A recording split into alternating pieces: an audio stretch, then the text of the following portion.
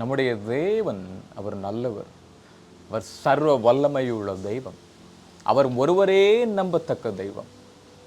மனுஷனை நம்புவதை பார்க்கிலும் கர்த்தர் மேல் பற்றுதலாயிருப்பது நலம். பிரபுக்களை நம்புவதை பார்க்கிலும் கர்த்தர் மேல் பற்றுதலாயிருப்பது நலம். அவரே கண்மலை, அவரே கோட்டை, அவரே அடைக்கலம், மறைவிடம், உறைவிடமாயிருக்கிறார்.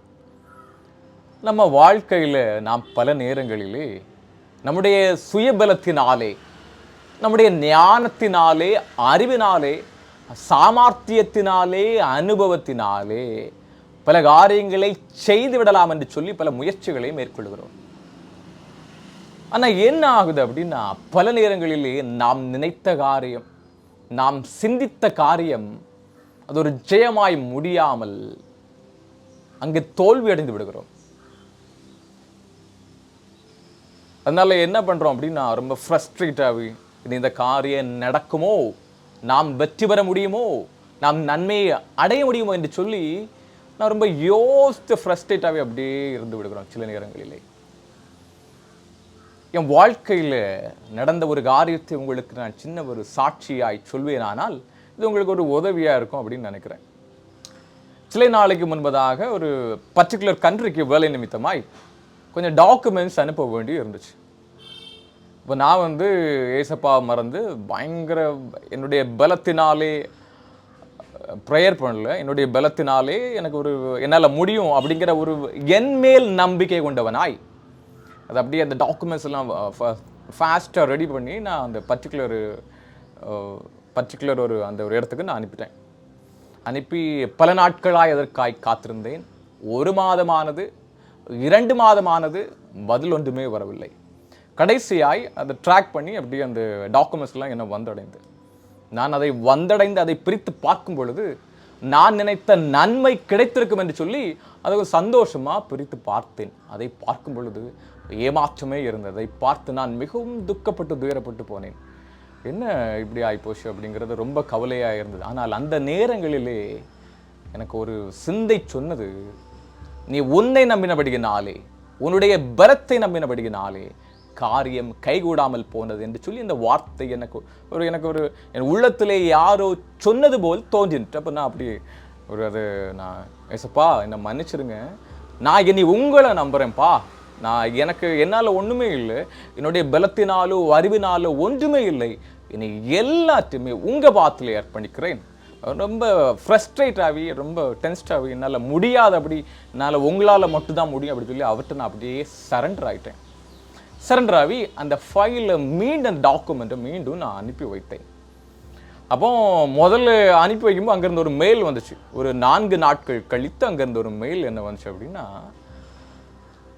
உங்கள் டாக்குமெண்ட்டில் ஒரு ஃபார்ம் மிஸ் ஆயிடுச்சு. முன்னாடி ஒரு சின்ன காரியம் தான் மிஸ் ஆகிருந்துச்சு, அதுக்கு அந்த டாக்குமெண்ட்டை திருப்பி சென்ட் பண்ணிட்டாங்க 2 மாதம் கழித்து.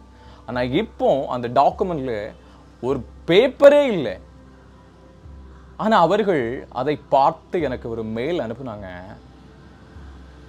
We did not found a form, hence we will process the application and send back to you அப்படின்னு எங்களுக்கு எனக்கு ஒரு மெயில் அனுப்பியிருந்தாங்க. அப்போ என்ன சொல்ல வரோம் அப்படின்னா, முன்னாடி ஒரு சின்ன ஒரு காரணத்தின் நிமித்தமாக 2 மாதங்கள் ஆகி அந்த ஃபைல் அப்படியே அனுப்பிட்டாங்க. ஆனால் இப்போ நான் எப்பொழுது இயேசுவின் மேல் நம்பிக்கை வைத்தேனோ, முழுவதுமாய் என்னை அப்படி அர்ப்பணித்தேனோ, அதில் ஒரு பெரிய பிரச்சனையாக இருந்துச்சு. ஒரு பெரிய ஃபார்மே அங்கே இல்லை. ஆனாலும் அவர்கள் அதை நாங்கள் ஃபர்தராக ப்ராசஸ் பண்ணி அனுப்புகிறோம் அப்படின்னு சொல்லி அதை மெயில் பண்ணியிருந்தாங்க. எனக்கு என்ன சொல்ல வரேன் அப்படின்னா, எப்பொழுது நான் நம்முடைய வாழ்க்கையிலேயே நம்முடைய பலத்திலேயே நாம் நிற்போமானால் தோற்று போய்விடுவோம். ஆனால் எப்பொழுது நாம் தோல்வடைந்தோம் என்று நாம் எண்ணி இயேசுவை நம்பி, அவருடைய பாதத்தை நம்பி, அவரை புயவலமாய்க்கொண்டு காரியங்களை செய்வோமானால் அங்கு அவர் மனிதவை ஏற்படுத்துவார். கர்த்தராகிய தெய்வம் அங்கே நமக்காய் கிரியை செய்வார். கிரியை செய்யறபடியினாலே அங்கே ஒருவேளை உங்கள் ஞானத்தில் நீங்கள் பெரிய ஒன்றுமே செய்ய முடியாமல் பெருசாக டாக்குமெண்ட்லாம் இல்லாமல் இருக்கலாம். ஆனால் தெய்வம் அங்கே கிரியை செய்யறபடியினாலே அங்கு குறைகள் இருந்தாலும் தெய்வம் அதை நிறைவாக்குவார். அங்கு ஒருவேளை நினைத்த காரியம் ஒரு ஃபுல்ஃபில் ஆகாமல் இருந்தாலும் தெய்வம் அதை நிறைவாக்குவார். ஆகவே உங்கள் வாழ்க்கையில் நீங்கள் எதை செய்வதாயிருந்தாலும் கர்த்தர் மேல் நம்பிக்கையாயிருங்கள். உன் சுய புத்தியின் மேல் சாயாமல் முழு இதயத்தோடு கர்த்தர் மேல் நம்பிக்கையாயிரு. அவரே உன் காரியங்களை வாய்க்கச் செய்வார். உன் வழிகளிலெல்லாம் அவர் நினைத்துக்கொள், அவரே உன் காரியங்களை வாய்க்கச் செய்வார் என்று வேதம் சொல்கிறது. யாரையும் நம்ப வேண்டாம். உங்கள் ஞானத்தையோ அறிவையோ பலத்தையோ ஒன்றுமே நீங்கள் நம்ப வேண்டாம். இவைகள் வீணாயிருக்கும். இவைகள் தோல்வியை கொண்டு வரும். ஆகவே கர்த்தரை நம்புங்கள். அவர் மாறாதவர், அவர் அற்புதங்களை செய்கிறவர், நினைத்த காரியத்தை முடிக்கிறவர், உங்களுக்காய் யுத்தம் பண்ணுகிறவனாய் இருக்கிறபடியினாலே, சகலவற்றையும் அறிந்தவராய் இருக்கிறபடியினாலே, சகலமும் வெட்ட வெளிச்சமாய் இருக்கிறபடியினாலே, யாருக்கு என்ன பண்ணணும் எப்படி பண்ணணும் அப்படிங்கிறத அவருக்கு தெரியும்.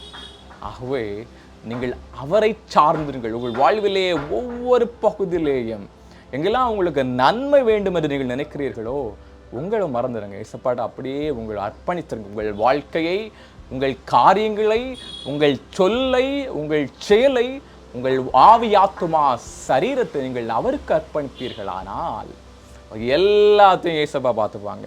உங்களுக்கு ஒரு நன்மையும் குறைவு வராமல் நீங்கள் நினைத்த காரியம், நீங்கள் வாழ்க்கையில் அடைய வேண்டும் என்று யாசிக்கிற காரியம் எல்லாவற்றையும் நிறைவேற்றி தருவார். உங்கள் வாழ்விலே வெற்றியை காண்பீர்கள். கர்த்தர் உங்களை ஆசீர்வதிப்பாராக.